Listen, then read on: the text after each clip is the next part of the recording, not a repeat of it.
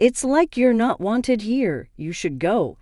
Even though my brother said mean things to me, my sister-in-law, sitting next to me, squinted her eyes and smiled, clearly enjoying my surprised reaction. When I looked at our mother, who I had lived with for a long time, she sadly said, "Living with your brother and his wife, who went to a really good university and works at a top company, seems better than living with you, Linda. You always stay inside the house," she added calmly.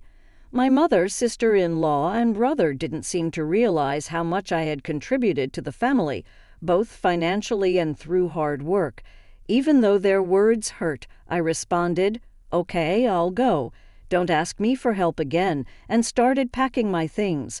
Watching me, my mother sarcastically said with a smug smile, "Giving up so easily, Linda? But nobody knows who will have a harder time in the future. My name is Linda, and I've done well with online businesses. My journey here was unexpected. Back in university, I thought I would end up with a regular job at a typical company. But during my second year, my dad got sick and needed daily care. My mom wasn't great at housework, so we hired caregivers. However, they couldn't be there all the time, leaving my mom to step in occasionally. She often ignored my dad's needs, telling him to wait, so I had to help whenever I could. Seeing this made me worry about the future. When I started working, who would take care of my dad? I knew I couldn't rely solely on my mom, so I began exploring ways to earn money from home. During university, I studied online business concepts and teamed up with friends knowledgeable in management and economics. Together, we started an online business project. We set up a nice office where staff could work if they struggled to concentrate at home or were new and needed training. Personally, I rarely visited the office. My primary workspace was at home, where I could be with my dad.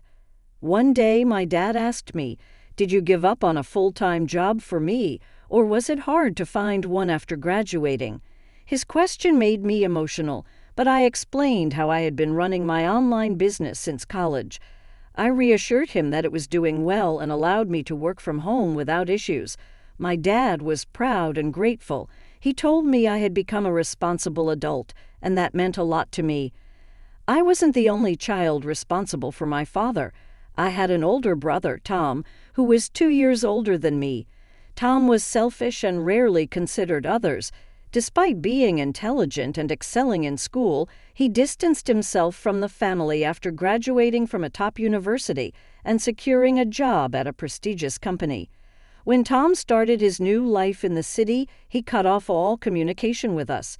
Despite my dad supporting him financially through college and early adulthood, Tom showed no gratitude. Both my dad and I were deeply hurt by his behavior.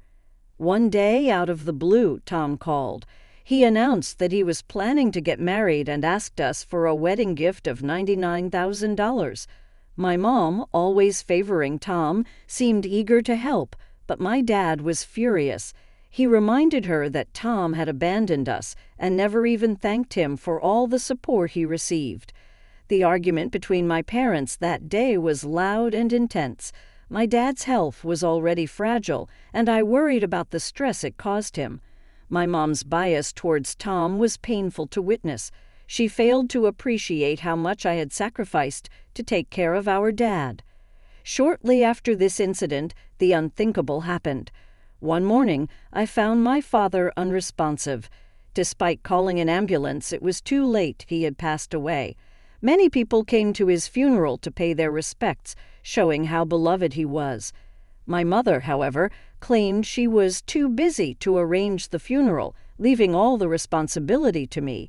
To make matters worse, she was glued to her phone, seemingly more concerned about other matters than grieving my father. Shockingly, my brother showed up at the funeral with a woman dressed inappropriately for the occasion. He was dressed casually himself, which was disrespectful. My mom greeted him warmly, saying, "I'm glad you're here, Tom. Now your father's inheritance will be ours." The atmosphere turned tense. Tom added sarcastically, "Honestly, I don't think Linda should expect any inheritance. She's just been at home taking care of Dad." Hearing this, I sighed deeply. Despite contributing significantly to the family's finances, my sacrifices were being overlooked. My brother, who had been absent for years, suddenly felt entitled to everything. The funeral, meant to honor my father, became a scene of greed and disrespect. As my mother and brother left early, leaving the rest of the family in shock, I vowed to focus on my future and build the life my father would have been proud of. I suggested we stay composed for Dad's sake. I kept my irritation to myself and carried on with the funeral. Returning home, I found a messy dining table with 3 boxes of sushi, likely ordered for delivery. From the living room came the sound of voices and laughter. Mom, Tom, and his wife, Jessica, were having a good time drinking. "Hey, you're late, Linda. Can you make some snacks and grab more alcohol?" my brother asked. I was shocked by their insensitivity, especially during Dad's funeral. They seemed oblivious to how wrong their behavior was, even with the shocked looks from other relatives. Mom, who should have corrected them, joined in their laughter, justifying my decision to stay. I wondered if they would have even bothered with a proper funeral if I hadn't been there. I told them firmly, "There's no inheritance for you," and refused to get more drinks or snacks. Tom, now drunk, got upset. "What do you mean, Linda? You've always been at home causing trouble for Dad. It's only fair we use his assets." Considering Tom relied entirely on Dad for his college expenses, I couldn't understand why he felt so entitled. "Isn't this house Dad's?" Tom asked. "As the eldest son, it should be mine. Why is Linda, who does nothing all day, living here?" Mom and Tom seemed to agree. The warmth Mom once had for me was gone. "This house is mine," Tom said firmly. "I want Linda out." His wife didn't seem bothered by his statement.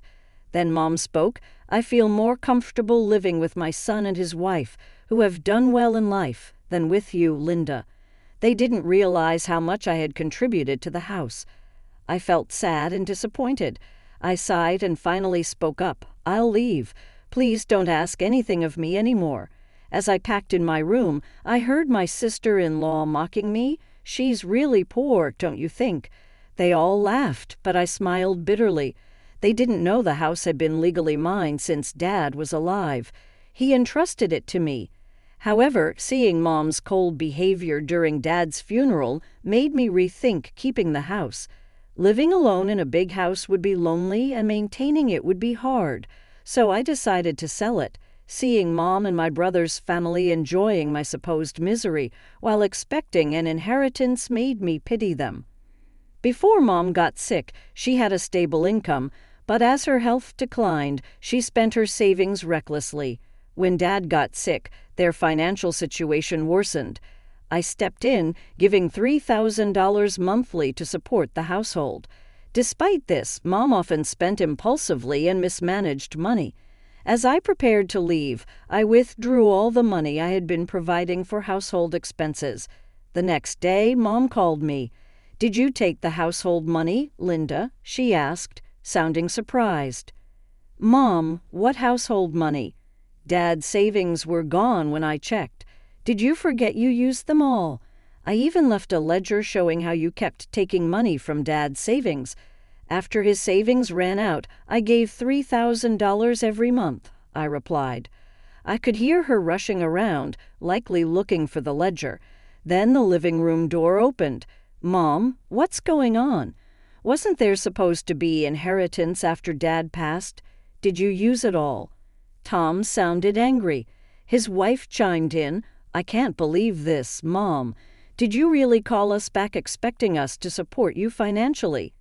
Hearing their disappointment, I decided to reveal the truth. "The house is legally mine, and I've already asked Uncle to sell it. He'll handle everything, including removing you if you don't leave." Mom sounded shocked, and my brother's voice rose in the background, but I felt at peace. I ended the call, cutting ties with them. I had plans to move abroad, a dream I never shared with anyone.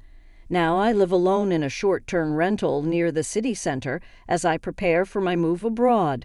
My brother, his wife, and mom are cramped in a small apartment, struggling financially. My uncle hired a detective agency to discreetly monitor them and found they were still spending beyond their means and borrowing from risky lenders.